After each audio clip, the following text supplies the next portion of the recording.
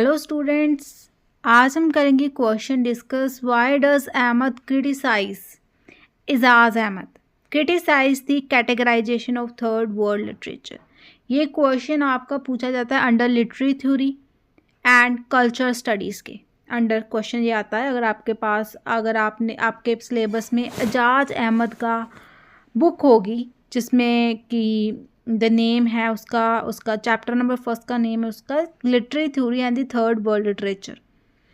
तो इसका आंसर है Aijaz Ahmad criticise the categorisation of the third world literature in his book in theory class nation and literature. ये book है एजाज अहमद की, in theory class nation and literature. Third word, it is a label often used by Western scholars to describe literature from developing or post-colonial countries. ये label third word किसने दिया है? ये western scholars ने दिया है। Why Ahmad critic? Two wars or genre. Ahmad says calling it third world literature treats all writers and cultures as the same, but people from Africa, Asia, Latin America have very different histories, languages and styles. It is created from a Western point of view.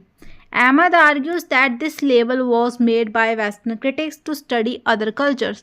The West decide what gets published, what is considered authentic.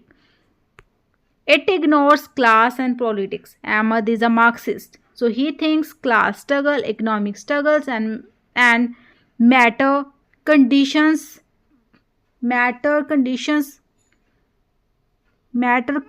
conditions matters a lot.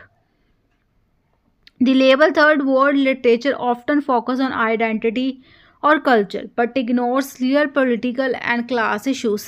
It turns literature into a fixed identity.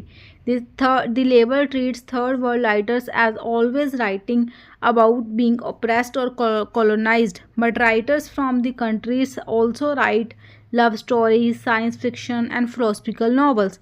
Ejaaz Ahmad critiques the idea of third world literature because it oversimplifies stereotypes and often misrepresents a wide range of writers and culture. Third world उन्होंने कह दिया कि third world literature, ठीक है, western scholars ने कह दिया third world literature. Third world literature में उन्होंने अफ्रीका भी डाल दिया, एशिया भी डाल दिया, लैटिन अफ्रीका भी डाल दिया, अमेरिका भी डाल दिया। बट इन कंट्रियों में कितना डिफरेंस है, अफ्रीका एंड एशिया का कल्चर कितना डिफरेंट है, और एशिया में भी कंट्री वाइज कितना डिफरेंस है।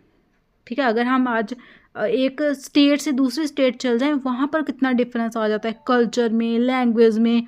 तो ये तो हमारा एक कॉन्टिनेंट है, ये तो हमारे कंट्रीज़ है। उन्होंने सारी डेवलपिंग कंट्री को क्या लेबल दे दिया? Third world countries. तो इस लेबल को ही वो एजाज अहमद क्रिटिसाइज कर रहा है।